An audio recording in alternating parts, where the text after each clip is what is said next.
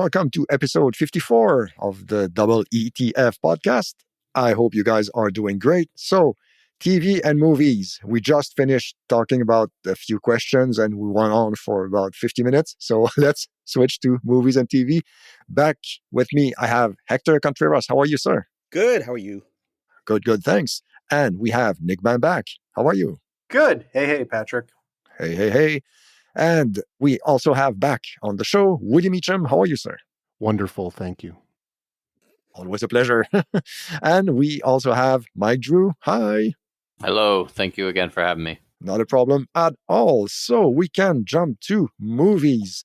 We'll go clockwise from my point of view. So we will start with Hector. What do you have for us with movies? Sure. There's a couple movies I saw. There was one film that I was super excited to see for like 20 years almost. It was one of those movies where it was like a passion project for the director.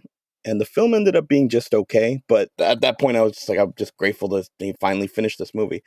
The movie's called 5/25/77. And the director is Patrick Reed Johnson. Not a household name, but he made a couple movies in the 90s. One of them was a film called Angus, which I liked. I haven't seen in a while, but it's a sweet little movie. But he made this movie, which is basically his own biopic. And it tells the story of what it was like when he grew up. And it's very similar to a story that Woody had mentioned on the last episode, where he saw Star Wars and that made him want to be a filmmaker. So it's his story of growing up and making movies with his handheld camera and just growing up in the 70s and wanting to be a filmmaker and then getting to that point where Star Wars comes out and he's like, I got to make a movie. You know, he'd been wanting to make movies, but then when Star Wars came out, he's like, that's the ultimate. That's the kind of movie I've always wanted to make. And that thrusted him into wanting to go into Hollywood and so forth. So it's a sweet little movie. It's not great and it's very, very low budget, but it's just for that story of coming of age story. It's worth a watch. And then I was in Chicago and I couldn't sleep and I was in the hotel and I was like bored. I ended up going to the movies. So I saw Talk to Me, which is an A24 horror film. I liked it. I didn't like it as much as the audiences are going for, but I still really liked it. And it's worth it to see for the final scene, but there's a lot in the middle that kind of doesn't work for me, but there's a lot that really does work for me. So definitely put it in the upper middle range. And I think on my Letterboxd, gave it like 3.5 stars, but I did overall enjoy it. And then lastly, I will not recommend a movie, a movie that I watched 2 days ago that I absolutely hated. It's on Netflix. And this is the problem with Netflix is that sometimes I'll just look for something just really quick so I can watch something before bed. And they have that horrible what's trending now on Netflix, and I'll never follow that ever again because this was what was trending. A film called Killer Book Club. And Killer Book Club was basically a Scream and I Know What You Did Last Summer and Urban Legend and all those 90s teen slashers just rolled into one. And it wasn't even an homage. It was just they straight lifted the scenes from those movies and put it in their movie. The name of the movie should have... Yeah. But there's like I get it when like a slasher just there's a formula and they'll copy the formula over and over. It's been passed over from the 80s and that was passed over. So I get the formula, but when they straight up lift certain scenes, I'll just spoil this right away. So then that scene in Scream where she's being terrorized by the Ghostface killer in the first movie, and then the boyfriend comes, and then you see the mask drop on the floor, and then she suspects him. That exact scene happens in this film. It's like there's a lot of that where they just straight up lift those scenes and put it in their movie, and then it's like, haha, we got a movie, and it just didn't work for me. So I can't unrecommend something. It's not a spoof. It's not like a spoof? Nope, not a spoof. Okay. Just a straight up movie, just without any wink. That seems weird that A24 would do something like that. No. Talk to Me was the A24. Oh, sorry. Sorry. Oh, no. My apologies. I was like, wow, that's kind of below their quality. Okay. Well, yeah, they took a dive in the last 2 weeks. You know? Yeah, they're really struggling over overnight. Yeah. All those Oscars. That's how fast the movie business moves nowadays. The last thing I'll mention is that my daughter and I have been watching Godzilla movies because she's obsessed with this kaiju game on her iPad. And so we watched all the Godzilla, every single Godzilla movies from the beginning to the end. Every one of them. How many were there? I believe there were like 28 or 29 because we watched a couple Mothra films that are not Godzilla films. They were like standalone. So probably somewhere close to 30. And how long did it take you? Too long. Too long is the answer. No, it took a little over a month. Yeah, we watched one every night, and Okay. obviously, Wow. some nights we were away from, so we watch them. But yeah, for the most part. Did she get it out of her system now? No, she's still playing the game. Jesus Christ. She wants more, and I'm like, I have no more to give you. We've exhausted the Godzilla universe. There is really at this point, it's like comic fiction. Yeah, I haven't shown her that yet. Oh, and I haven't shown her Pacific Rim, so I guess the kaiju universe could continue into that.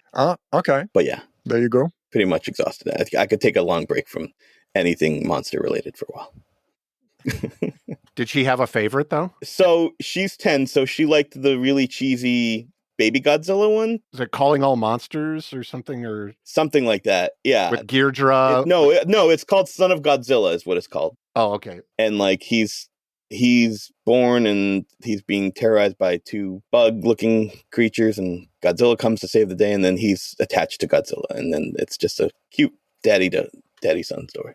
Well, there is a Godzilla-ish scene in Crank 2, but just make sure that you don't show her the rest of the movie. Yeah, though. Especially that horse race scene, and yeah. Yes. Then she'll be on a Jason Sam kick, which would be amazing. Yes, indeed. All right, so that's your movies, Hector? Yeah. All right, awesome. Thank you.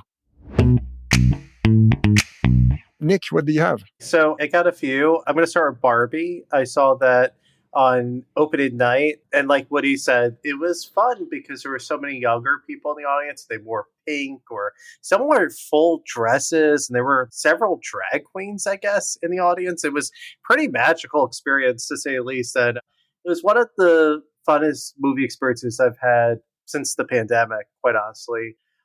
I didn't love the movie per se. Like, I thought it was good, a little overhyped, but it's a movie that has really captivated audiences, and it's now like the biggest movie of the year so far. So as long as people are going to the movies, supporting their local theaters, to me, that's all that counts. I mean, some movies that make a lot of money are crap, but I always feel like you want to keep the movie theater going experience alive. So is that a Warner Brothers? I remember hearing that that's the biggest Warner Brothers film.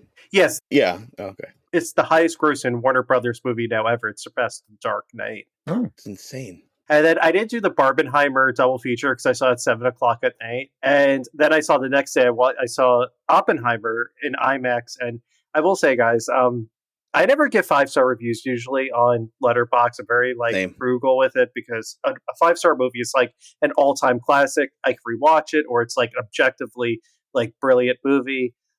This is a 5-star movie for me. This was, Christopher Nolan, I always have like a love-hate relationship. Like, I think he's great, but sometimes he goes a little off the mark sometimes. But he's good, he's great. Oppenheimer, I think, is one of his best movies. And it's one of the best theater-going experiences I've had because, like, the sound design is just out of this world. It's like you could feel the sounds like when they're at the testing centers in New Mexico for the atomic bomb testing. It's like incredible. And the performances are great. And I'm going to make a joke as a librarian because I knew it was going to, like, my library had a copy and someone, didn't definitely return it. And it was going to be hard to get a public library. I'm actually reading the Pulitzer Prize winning book that it is based on. And as you can see, it's like 800 page book. So I got like about 250 pages that I've read so far of it. It's really great. And then won the Pulitzer Prize about, I'd say 20 years ago. But I've been really interested in learning more about Oppenheimer. He's like one of these enigmatic figures, so 20th century that, I don't know, it's so fascinating. But it's a movie I say you really have to go see it to really appreciate it. And it's so good. I'm trying to get my dad, when I visit them later in the week, I'm going to try to get him to go see it because he likes history and World War II and stuff like that. So yeah, it's playing in the IMAX in Providence. I still haven't gone yet, but I'm probably going to go next week. It's got one more week, I think, or maybe hopefully longer. To me, the sound is more important than the size of the screen. Yeah. The sound is so good in that thing. It's going to win probably Oscars. Like, it's incredible. In 3 hours, like, I didn't feel like it was 3 hours. And that, to me, it's a marker of a good movie, too. It's like, it's such a long movie, but didn't feel like it. And yeah, just incredible. Barb-Enheimer rules the world, as it should, because it was the crossover we all needed and loved. And then a movie that I really hated was Haunted Mansion. I saw that on a random Saturday afternoon, and I saw the Eddie Murphy movie in theaters when I was like a teenager, and that was like 20 years ago. And I was like, okay, like whatever. I have the A-list pass. Let me go see it. And there was like two other people on opening weekend, and it was just, it was so boring and dull, and didn't know if it wanted to be like a thriller or like a comedy, and it was PG-13, and it wasn't really that much of an adult movie, really. I don't know. It was very tonally all over the place. I really didn't like it. Didn't the first one bomb too? Like I don't remember the first one doing that well. Yeah. You'd think they'd have learned their lesson and be like, well, we better write a better script, but Nope. Well, the focus on the first one is like him being a realtor trying to sell the house, and then this one is like someone buys the house and then they like are trying to get the spirits out of the house. And it's like it didn't work 20 years ago. Why is it going to work 20 years later? I don't know. Just like such a stupid movie. And then I got a story really fast about Strays because it's really funny, but it relates to Talk to Me. So I wanted to see Talk to Me really bad because a lot of my friends said, "Oh, it's really good. You should go see it." And horror movies, like usually, unless it's like one I want to see, it's one unless it gets like critical acclaim or my friends keep recommending it, I'll go see it. And I went to go see it, and the movie was supposed to start at say 4:00, and it was like 4:25. And AMC usually plays like 20, 25 minutes of previews before the movie, so they didn't really think of anything. It was just a black screen. And I'm thinking, okay, like maybe it's just going to start because it's like a horror movie. And no, the movie never started. And I went to the concession. So I was like, hey, like, when's the movie going to start? Oh, yeah, we've got to tell you that the projector's broken. So, like, we can't play the movie. And I was like, okay, fine. And then I looked at my phone or the board really quick to see what was playing, like, at that same time. And I went to go see Strays, that Will Ferrell, Jamie Foxx movie where they're dogs. That good? It was okay. I didn't like hate it, but when the humor lands, it lands well. But when it doesn't land, it's so flat, and it's weird to see like dogs and like dirty jokes and innuendos. It's going for this midnight movie kind of feel. It was a mixed bag. I feel like a lot of those comedies get forced. Like we saw Sausage Party, and I thought that felt kind of forced too. Like some comedies just work that way. Subtle works better for me, but yeah, when they're like forcing raunchiness for the sake of raunchiness, it just takes you out of it. Yeah, it just wasn't. It's like very forgettable. Like it's gonna be probably on Max or Peacock for eternity in like 2 months. Like it's just there's nothing really that stands out with it. The last movie I'm going to talk about really fast that I really enjoyed because I loved it as a kid was the new Teenage Ninja Turtles movie, Mayhem. So good. It reminded me a lot of Spider-Man Into the Spider-Verse, like those type of movies. I enjoyed it, and it was really kinetic, and it was just nonstop experience. And Jackie Chan played Splinter, and that's just everything. I love it. And it was just like a fun, playful movie that, you didn't really have to know anything about those movies to really like this one. And I saw it at a packed theater, and I think it made it a lot more enjoyable. And Seth Rogen, ironically, was the producer and one of the co-writers for that, him and Evan Goldberg. And he even was like in the introduction before the movie. And I'm like, okay, get away, Seth Rogen. Like, you're kind of annoying. Well, he's my age, so he probably had all those little action figures. That's probably his wheelhouse. Oh, yeah, exactly. Yeah. Well, and they said the interesting thing I heard about that, though, is they actually had teenagers playing the Teenage Mutant Ninja Turtles, and they recorded them all in the room together instead of doing what classically they have each individual do their part. So that's where they're saying the interplay between the characters feels a lot more real because of that. Okay. Oh, yeah. It absolutely does. And like, if you watch the movie, you could tell like they're having fun with it too. Like there's a lot of jokes about like the old Ninja Turtles franchise, and they play a lot of old school hip hop. So like they play a lot of Tribe Called Quest, and I think Wu-Tang Clan is in there. And yeah, it's just really, really a really fun movie. One of my favorites that I saw this summer that I was like, this actually does justice to that franchise, because they had a few movies in the last 15 years that just didn't work really. And this one, it actually was good. Nice. All right, nice. Thank you, Nick. Woody, what do you have for movies? All right. So I've seen a bunch of movies this summer, which is awesome. And unlike you, Patrick, I've been going to the theater. All right, so I'm going to take out, because I know you guys kind of ended off at like Fast X. And Thank you for your service. Woody. Yes, thank you. I'm just here to Patron. I'm just here to help. One I'm going to get that was Transformers: Rise of the Beasts. Nick saw that one. Nick just gave it a thumbs down. If you like Transformers movies, you will like that movie. That's the best I could say for it. It's better than I thought, but the bar is so Right. low for that franchise that like it's kind of like a really good Transformers movie is like a 2-star movie. Like, I don't know. But what they're going to do, because I'm going to spoil it because y'all probably won't watch it anyways. What they're doing, though, at the end of it, they tied it into G.I. Joe. Oh, Yes, okay. But the G.I. Joe movie from like 10 years ago, G.I. Joe movies, or is this a new reboot? No, just G.I. Joe and okay. G.I. Joe in general. Mhm. So, because the guy who I can never remember the actor's name who was in it, Nick, he's the guy he was in Hamilton. Anthony Ramos, right? Yes, he's the main human who helps them in this thing. Yes. And then he's the one who gets drafted at the end by G.I. Joe. So it's kind of, if you like that kind of stuff, it's a little nostalgia-y and it's kind of fun. The next ones are Indiana Jones and the Dial of Destiny and Mission Impossible 4. They're the same exact movie. So it's literally the same set pieces in both movies. Both have huge fights on trains. Both have huge car chases in a small city where you're being chased by the bad guy. They're both chasing a MacGuffin that has to do with AI or changing of time or going back in time. So damn near the same movie. I liked Indiana Jones, and a lot of people have been bagging on it because of the CG and making him look young, but he sounds old. It's a movie. I don't give a crap. Same. Yeah, agreed. It was fun. I liked the twist at the end with the villain, because the villain is a Nazi, because who else does Indiana Jones fight but Nazis? But the reason why he wants to do what he wants to do is super. I like, that's a cool little hook on that. Yeah. So that one I really liked.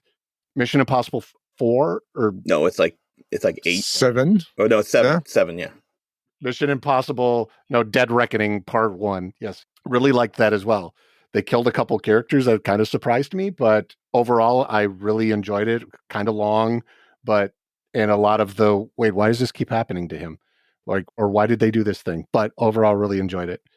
Barbie, Nick already talked about, which I again, really, really liked it. Thought it was fantastic. Oppenheimer, also right there with you, Nick. Totally loved it. The other part I liked about it is it's one of those, the Leonardo DiCaprio meme of pointing at the screen of going, oh my God, I know that guy. Oh my God, I know that guy. Oh my God, I know that guy. Because the whole thing, I'm like, why the hell is Rami Malek in this movie? He's in the background in like 6 scenes. And then all of a sudden it's like, okay, that's why. But just the number of actors that are in that thing. I love movies like that of just going, oh my God, it's Matthew Modine. Oh my God, it's Gary Oldman playing Truman.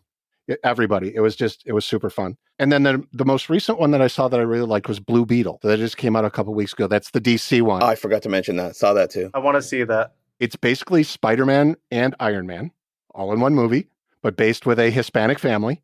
But it's so sweet. It doesn't break any new ground or anything, but it's the first fun DC superhero movie. And the family dynamic that they have in it is super cool. We saw it in a pretty decently full theater as well. My son and I went and saw it.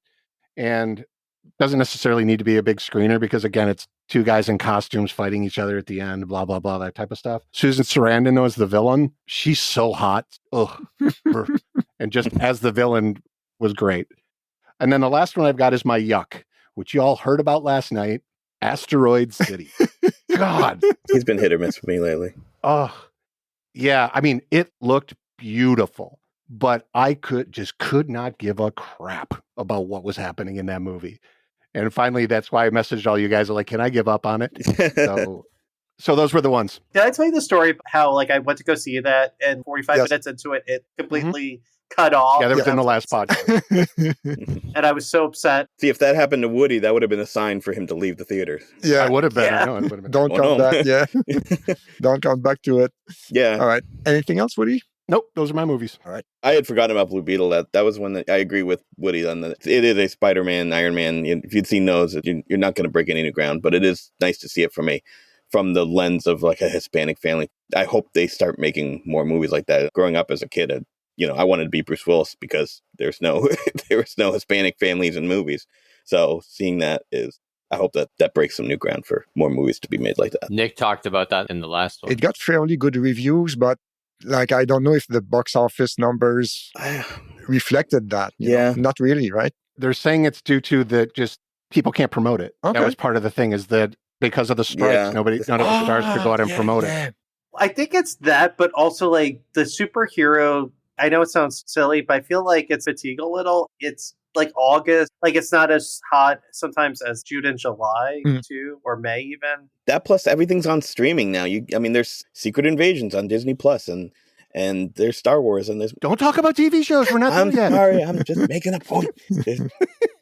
Well, that's why like something like Elemental. Right. Exactly. Oh, I could just watch it in 6 weeks on Disney Plus. Yeah. All right. Thank you, Woody. Mike, what do you have for movies? As we know, I'm not a huge movie guy, but I do have two. Whoa! Yeah, what's going on? Hold on. Jesus. What? Yeah, I know. And Riders of Justice is still not one of them. I have Right, you checked him. Massive fail. I have it. I know. Sorry. Exactly. That's going to be the ongoing joke. I won't watch it, and we'll just keep referring back to it. The first movie I watched was on the plane ride back when I came back from Europe at the start of August. It was a Dutch movie called All Inclusive. It's a movie about a family who goes to an all-inclusive resort. It's very cliche, and I'm not going to lie, it wasn't great. It would be one of those Sunday afternoon, it's on, and it's not terrible, but it's not great. It's just about a family who go to this all-inclusive resort.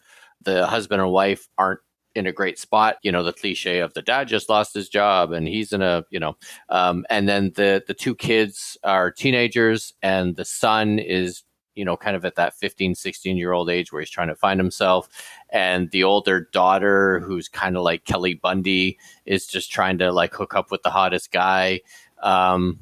It was okay. I mean, again, it's one of those Sunday movies that afternoon, it's raining and, the kids are on their iPads and you're like, maybe. Okay.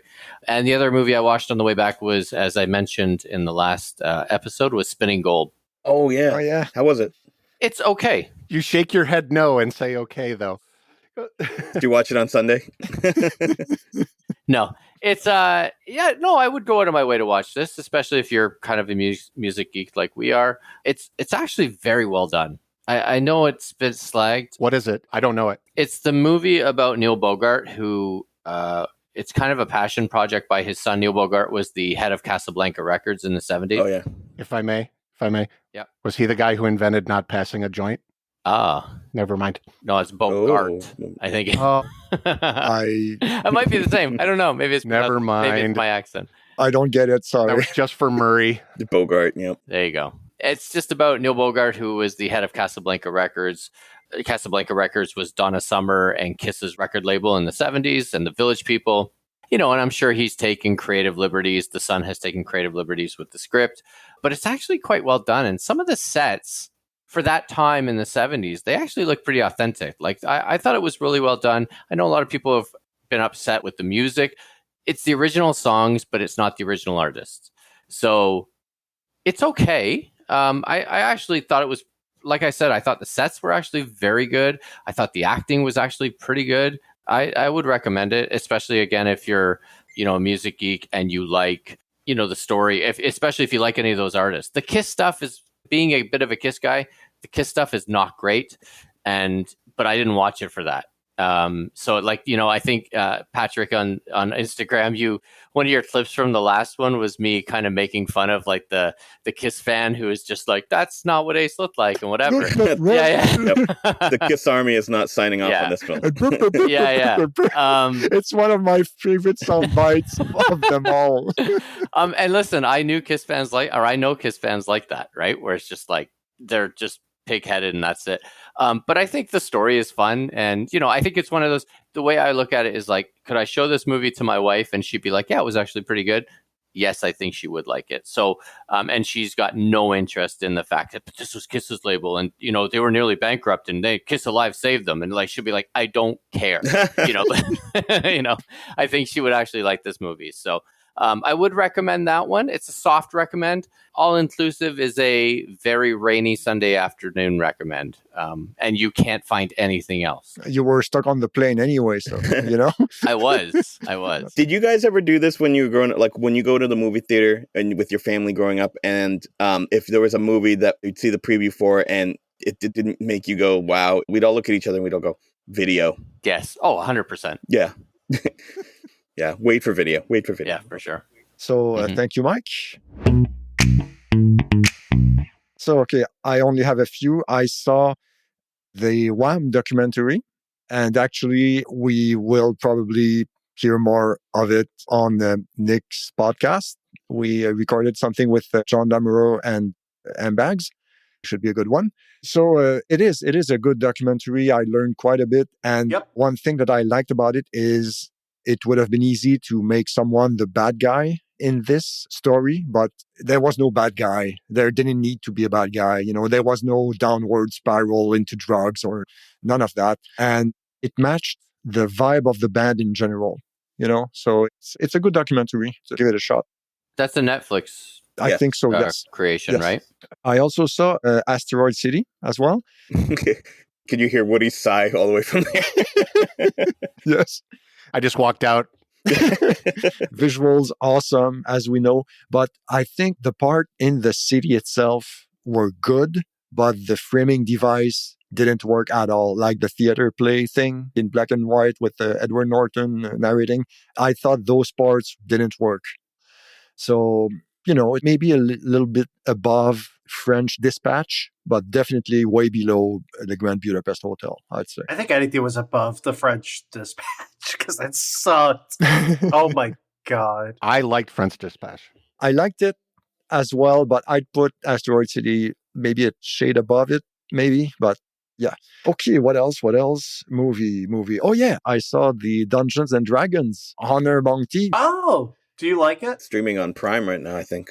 Or Max. I don't remember one of the two. Yes, I had no expectations, and I never played Dungeons and Dragons. Same. And I liked it quite a bit.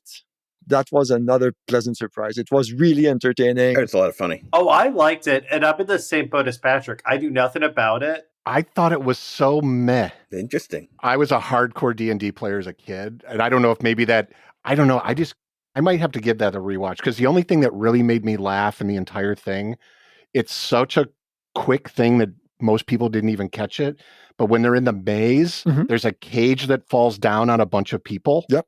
Do you remember that? Yes. Do you remember the Dungeons and Dragons animated series?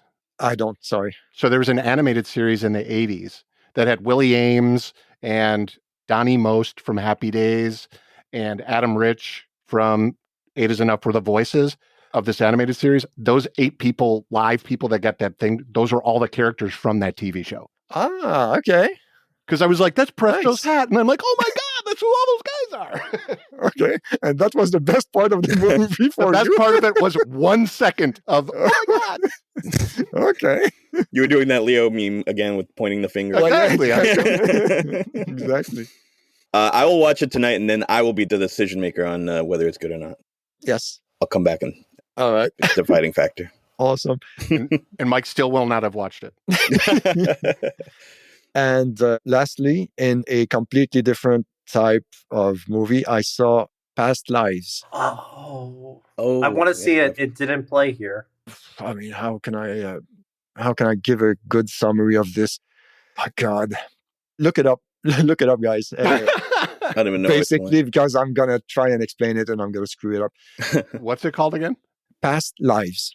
Past Lives. It is, American romantic drama film. Yes, it's definitely not a rom-com. Nora and Hae Sung, 2 deeply connected childhood friends, are wrested apart after Nora's family emigrates from South Korea. Decades later, they reunited on one fateful week in Comfort of Destiny and the choices. And my wife watched this. Okay. She was telling me about this. Did she like it? Yes, very much. Yes. Yeah, the thing is, I saw it earlier this week and I don't remember anything about it. No. On the contrary, and it doesn't happen that often, but I thought about what choices each character made. I thought about it quite a bit over the past few days. Oh, okay. So it's not like Sliding Doors. It's about the choices we make, among other things. It is not that talky, a movie. There are many like silent scenes. Mm-hmm. And the movie takes its time and it gives you time to reflect about what's going on as well. It's You're still reflecting. No, yeah, I'm doing a terrible job of describing it. I'm going to send this episode to the director of that movie so he can listen. Oh, I got to hear the summary of my movie. Hold on, I'm all ears. Peter, you know my friend Peter Yes. is in the movie club? Mhm. He went to the Boston premiere movie where the director gave a Q&A. Okay. And it was really fascinating when he went earlier in the spring because it was kind of like right before the hype for it. And he said it was really powerful. It was one of the better like director Q&As because some of them are horseshit. Like I've seen bits of some where it's like, Lord. But this one, he said, was actually really fascinating, the choices that she made and explained to the audience about why she did what she did. So yeah, I wouldn't say it's a tearjerker, but it's going to make you think for sure. And if you've been in a relationship for some time and you watch it with your spouse, it might create some conversation. Topics of conversation. Yeah, I liked it quite a bit. Okay, so yeah, we can switch gears and move on to TV. Hector, what do you have for TV? Not a whole heck of a lot. I think I talked about the bear. So, oh, you know what? I finally finished, because it took me forever to get around to finishing Ted Lasso season 3, which is, again, phenomenal. It's one of the top shows of the last however many years. I like that they had a start and they didn't continue it like shows just exhaustingly keep going on 5, 6, 7, 8 seasons. It just had an end date, and they knew the writers knew what they wanted to do, and everything fit so nicely. And they never wore out their welcome. Every episode is just great, and so I was always happy with Ted Lasso. Definitely high marks for Ted Lasso. Trying to think of anything else. Watching Good Omens. That's one that's like my wife read the book, and I didn't read the book. There's parts of it that are good, and then parts of it that drag. It just seems a lot of exposition, a lot of setup, but leads somewhere. It's just there's a lot of character buildup, so there's a lot's going on. Have you finished it yet? Not yet. No. Okay, I've finished it. Okay, it gets somewhere. We'll address that in a minute. Yeah. Okay. So, and then also watching Only Murders in the Building. I haven't finished that one either. But enjoying that one. That's a nice speed for if I want escapism and I don't want anything too heavy. That's the route to go in, because it's very lighthearted, even if it involves murder. And then Secret Invasion that just started, and it's fine. I think I've got Marvel fatigue, so I'm watching it in small doses. So small doses. I heard the complete opposite of good things about that series. You know what? I think it's just there's not a lot that you haven't seen, and then there's things that are supposed to be like, gotcha. And we kind of already seen some of this stuff before, so it's nothing really new. Like kind of like the way Blue Beetle, but Blue Beetle does something a little bit different, but it's not groundbreaking. Yeah, it was 6 episodes of setup for something we don't even know what the hell's going to come, and right. I don't even know that we needed that setup. Right. So I'm with you. I watched it as well and was just kind of like, meh. Yeah. All right. Is that it for TV, Hector? That's it. All right. Thank you. I'll remember something later. That's okay. Nick, what do you have for TV? I only have one show for this segment, and that's The Bear season 2. I watched it, and I loved season 1, and I think season 2 might have been even better. Like, it's just a really great series, and agreed. You know, it's one of those shows where it mixes the comedy and drama so well, and it's just very well written and very well acted. And it's like a show that I swear, like, even though they're like a half hour, they seem like they're like 10 minutes. They move so fast, and I really love that series. And that's the only show I have for that. And that soundtrack, holy shit, it had a better soundtrack on this season than it didn't. And the first season, it's nothing to scoff at. It's a great soundtrack. Yeah. And the way that they mix songs, like it's not just one era of music. They have Taylor Swift in there. And oh my yeah, they do. God. Yeah, when he's singing in the car. Yeah. With him being a Swiftie, yeah, that warmed my heart so much. I was just like, he's my favorite character by like a lot. His episode, because that comes the episode after the hell that is that Jamie Lee Curtis episode, right? And think that you're going to get a break for the next episode, but no, his episode comes right after, and that's also in itself is a a panic attack, because him trying to keep it together with his history and him not being the most perfectionist and having to discipline himself in that restaurant, it's like, oh my God, it was so stressful. Yeah. That episode was my favorite, the one that focused just on him, Richie. Oh, yeah, it's great. And the Taylor Love Swift, The Use of Love story, him in the car singing it, I was just like, yes. Yeah, because it makes him more of a human being instead of such a, gooky, like gabook. I don't know what you call it. Yeah, I had a really hard time with that character for the first few episodes of season 2, honestly. I was like, I hope he goes away or he gets better, because he is insufferable. But Yeah. he did get better. Okay, so yeah, Nick, is that it for TV? Yeah, that's pretty much it. I'm not a huge TV person, but I do kind of block out when it shows I want to watch. So I will get to Only Murders in the Building when it's the whole season airs later, I guess fall. I guess they're going to October, right? So I don't know, but probably. Because now they're doing because it's weird. They used to have it where, and this is what I think is weird about a show like The Bear, they aired all the episodes at once, kind of. But now a lot of the platforms are starting to go to where they'll just do maybe 2 episodes or 3 episodes and then a week after that.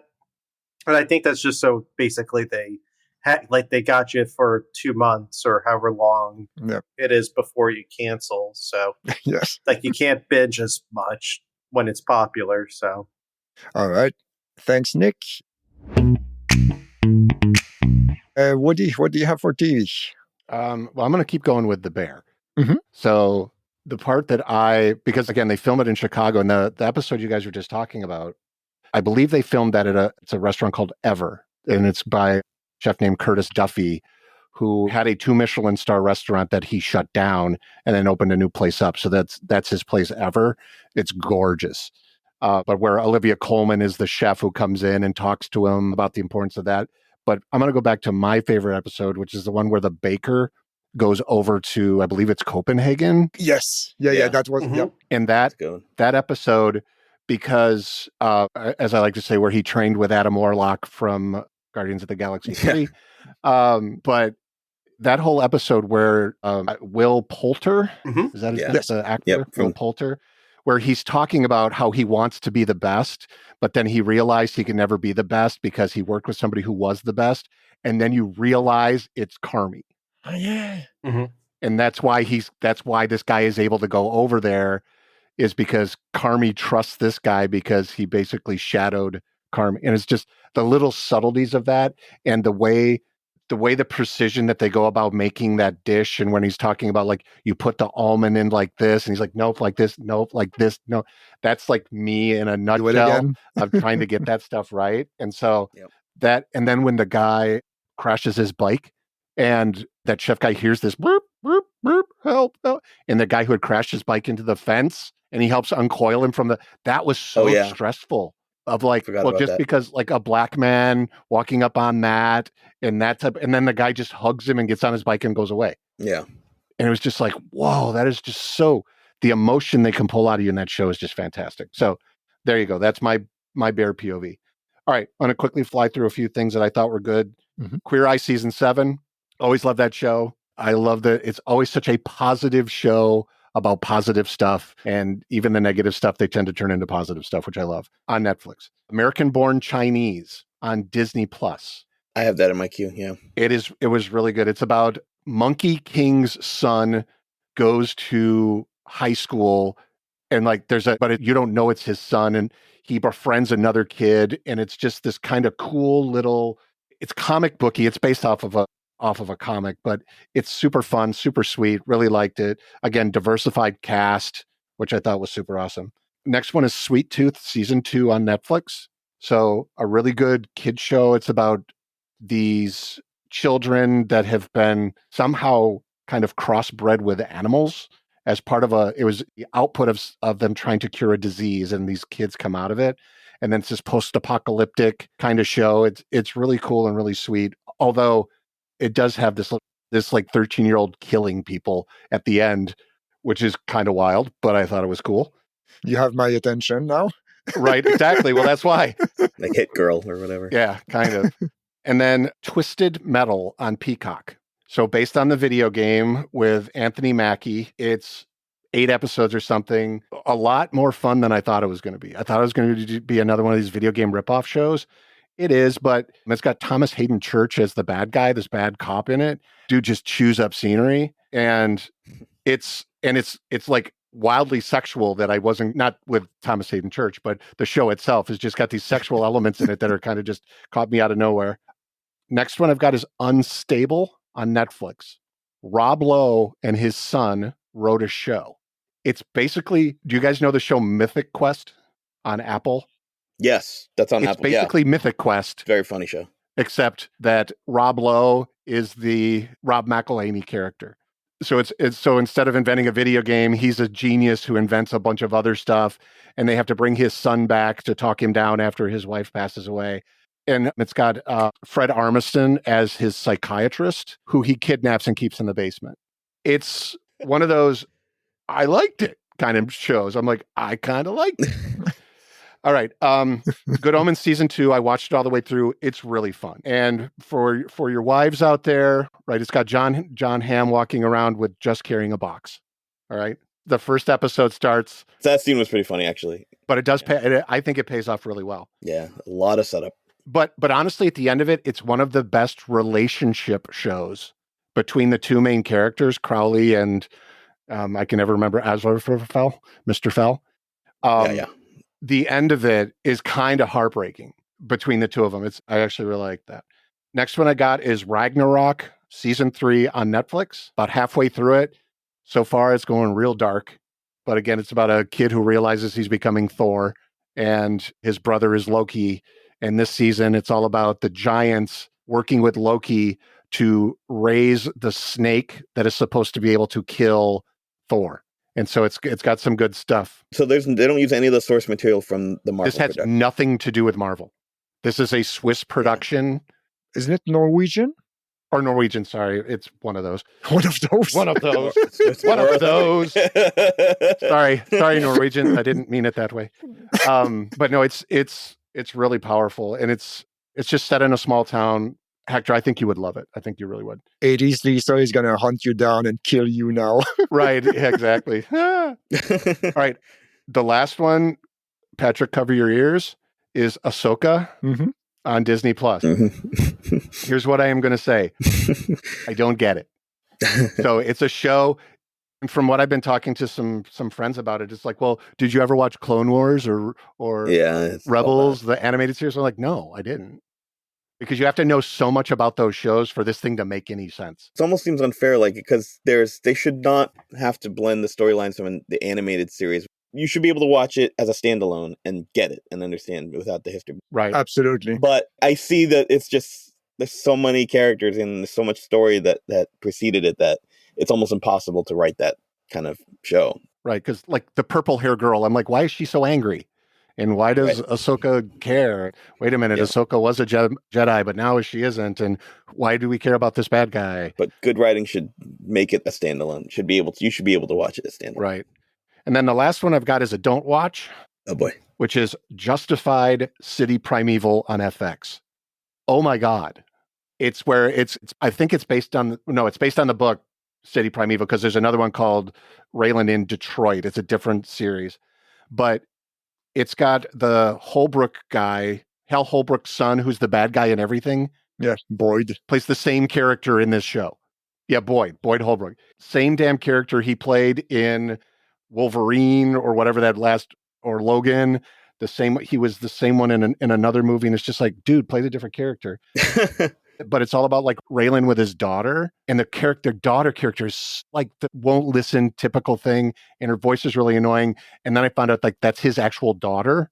That's Timothy Oliphant's daughter. Oh boy. And I'm like, I kind of feel bad because she's not doing well. So that would be one that I would stay away from if I were you. Apparently, the ending made a lot of people angry. I stopped at episode 3. So You bailed. You bailed and went to Asteroid City. Yeah, I did. So I did the Asteroid City trick on it.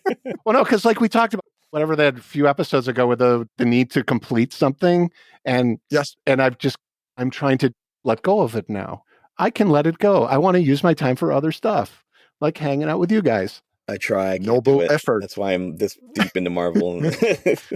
I'm phase 17, whatever. All right, those were my TV shows. All right. Thank you, Woody. Mike, what do you have for TV? Okay, the last series of Jack Ryan I've watched since we spoke last. I liked it. I liked it better than the series before that. You know what you're getting. So if you like the other series, you'll like this. I Want to Rock is a series, Paramount Plus series. It's about hair metal. It's right up my alley. It kind of focuses on a couple artists and a couple of people in the industry, one of which being Vicky Hamilton, who's helped get Motley Crue's career off the ground, who signed Guns N' Roses who managed Guns N' Roses when they signed with Geffen. They're kind of industry people. It also talks about, it kind of follows the career a little bit of some of the members of Vixen, Winger, but it's a Paramount Plus show, so you know that the production is amazing. And if that's your bag, like it is mine, I think you'll like it. It's not a documentary, or is it a? It's documentary. It's a three-part, yeah. And then I'm in the midst of a couple shows. I'll start with one I'm probably not going to continue with, which is Full Monty, which is on Disney. Yeah. So it's, 30 or 25 years after or nearly 30 years, I guess, at this point, after what happens in the movie. It's my wife, I think, likes it more than me. It's kind of that tale of how Northern England gets neglected compared to the South, London, etc. Kind of, the things the hardships and the turmoil that happens up there. It's okay. I didn't care for it. I'm 2 episodes in. I was drifting to my phone. I figure that's not a good sign. The show that I'm excited is back is Minx, which was, I think, my show of last year. That and the second series of Ted Lasso. The series has been a little different than the first season. Elizabeth Perkins has joined the cast. She's probably the big person who's come in. She's not been in the last couple episodes that I've seen because I'm caught up to the time of where we're recording this, which I think is the 5th episode. She was in like the first 2, and I really liked her character, and I like kind of what she brings to the show. But I'm not sure I like this series as much as the first, or this season as much as the first. But I think if you watched the first and you liked it, I think obviously you'd want to see this. And we've just started to watch The Lincoln Lawyer, which is the new season on Netflix as well. We're 2 episodes into that. I like it, but again, if you watch the first season, you know what you're getting with this one. 2 episodes in, it's quite funny because there's this kind of subplot that goes through the first and the second series, and you think it's going to go through the entire series, and it might, but I'm only 2 episodes in, and right now it seems to have ended, which was interesting because I thought it was so kind of major in the first episode of the new series that I thought is what the whole season is going to be about, and it isn't, or at least at this point, I don't think it is. So, but I do like it. And I did like Minx. And again, if you like that kind of hard rock, or you just like a good music documentary, I think the I Want to Rock is well done. Yeah, the wife and I are watching Minx as well. I think we're on episode 4. Again, I liked it too because I really liked the first season. And then, sorry, one I forgot to tell you, Mike, specifically is Son of a Critch is finally in the States. I saw it. I can't remember. I saw it, and I saw an ad for it, and it was on. What's it on? CW. Yeah. CW, and okay. I will tell you, I started watching and I'm like, dude, this is A Christmas Story, Wonder Years, and the Goldbergs. And I was just kind of like, ugh, the same thing again. But you know what? I like it. It's hooking me. Yeah. Yeah. And I love Malcolm McDowell just being the crusty old grandfather who departs his wisdom when required, and no, I liked it too. I liked the second season more than I liked the first. And I'll be honest, the main actor in the first season, I didn't get on with very well, but by the second season, I quite liked this character, and I like the supporting cast a lot. And that's what I really like about Minx. I will say that every supporting character on Minx is amazing. Agreed. I love them all. There's some supporting characters who I actually prefer their storylines to the main character. So, yeah, can't recommend that one enough, especially the first season, but the new one is good too. And do you have something in your avoid at all costs, Colin? No, Okay. I don't. To be fair, I mean, I was traveling for a big part of the summer since the last time we recorded. So I haven't seen anything that I was just like, no, this isn't for me. Probably Full Monty is the one that I'm not going to go back to. But like I said, I think my wife still likes it. So. All right. Okay. Yeah. Thank you, Mike. Nick? I was going to make a joke that, we did that movie in my movie club this week, the original one, because I had never seen it. And it was actually really good. And I was kind of shocked at how, sensitive, and it was very wholesome. It was like I wasn't expecting it. My group liked it, but I'm so sad to hear that the movie or the TV version isn't really that good. Is it literally 25 years in the present? It's the same guy. So it's set now, and it's about where they are in life at this point. And the nice thing is, it's like bringing the band back together, and all the original members are there. But it's now, some of them have kids or them don't have kids. Yeah. And, it's fine. But it's more about the hardships of the location almost. The location is actually as big a plot pusher as, the stories of the characters, to be honest. I don't remember where that takes place. Sheffield. Oh, okay. Yeah. I haven't really heard good things about it. One of the people was like the same. So yeah, I mean, you might like the show if you like the movie, and I love the movie, but yeah, it's just not really doing much for me at the moment. So well, it's that lead actor with Robert Carlyle. Is that his name? Yeah, that's another case where he doing a resurgence, because Train Spotting 2, I don't think is very good, and it's not. Yeah, it's true. And sometimes you try to go back to the well, and it doesn't always work out. But yeah. I mean, it's one of those ensemble casts, right? There is no main character. Yeah. I actually would think the main character is his daughter in the new series. And she's fine. She's kind of if you remember the movie, he's not necessarily the most dependable person. And then in this new show, he's in the exact same location kind of thing. And his daughter's, he has a somewhat of a relationship with her. And, I don't know. It was fine. I'm not going back to it. All right. Thank you, Mike. Okay, so I saw Jack Ryan as well. I kind of lose interest when politicians get involved with the CIA side of things, So that's why maybe I didn't like the last season as much as the previous one. And the previous one had James Cosmo being awesome. So that helped. I think that the one thing, sorry, just to add to this, is as soon as I saw, and spoiler, fast forward for 30 seconds if you don't want to hear. As soon as I saw, and I can't remember the actress's name, as soon as I saw her and she came in and she's this goody two-shoes, you can't help but go, there's something up with her. And that was it. I just kind of, for the rest of it, I was like, I know what's going to happen. And for the most part, I did. But I will say, on that show, I really liked the addition of that other agent, and I can't think of his name. Michael Kelly? Is it Michael Kelly? Yeah, he was in the House of Cards. Oh, no, Michael Kelly. Mike, he's been in the other ones too. Okay. The one who came in and he's like, you think he's the... Well, that was a really memorable series, right? The one with the actress, I don't know her name, and the one with the actor who's the guy. I'm terrible. Listen, I'm not Nick. I don't remember this stuff. Who's the hitman? He's he works for you think he's like a bad guy initially. And then he becomes kind of, and again, spoiler, move on. I can't think of his name. Same. I can't either. No, but I really liked his character. He came in. Yeah, I'll Google it right now. Okay. And I'll interrupt you at some point. Okay, no problem. No problem. So yeah, okay. So The Bear, I saw that as well. I've been trying to think of which episode I preferred. And I think, Woody, you convinced me. I think the Copenhagen one might be my favorite. But everything was crazy good. There was no bad episode, honestly, I don't think. Mm-hmm. As I said, the only thing, that was getting on my nerves was Richie at the start of the season. But he redeemed himself quite nicely. Okay. And, sorry, yes. I found it.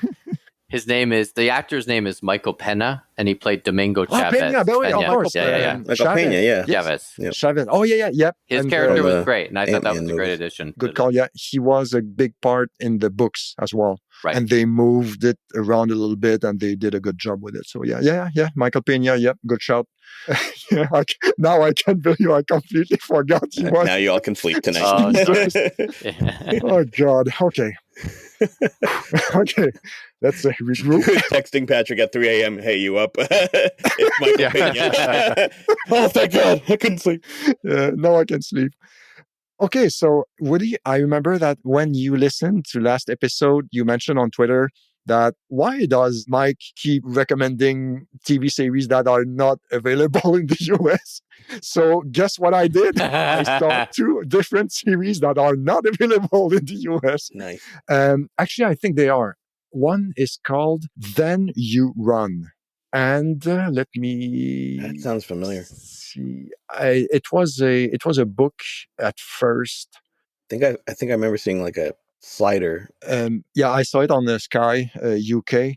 Okay, the one good description I got from it, and Woody and Mike, you will know what I mean. It's like Dairy Girls, but with more violence and drugs. Oh, that sounds awesome. Thanks. Now I can't watch it. Okay. I mean, honestly, Family entertainment. Yes, I wouldn't be surprised if it eventually becomes easily available in the US. I know it's available somewhere, but I cannot find where right now. So apologies. It's called Then You Run. Dark web it is. It's good, but some parts were annoying. But overall, I think it was like 6 or 8 episodes, a limited series for sure. And it's worth checking out when it gets here. And the other one, I think it's available in the US. Actually, it's available on TNT and Spectrum. It's called The Lazarus Project. Oh, I've heard of that. So, yeah, and that I would be shocked if it's not available on a bigger platform in the US and North America. It's like... Is it a drama?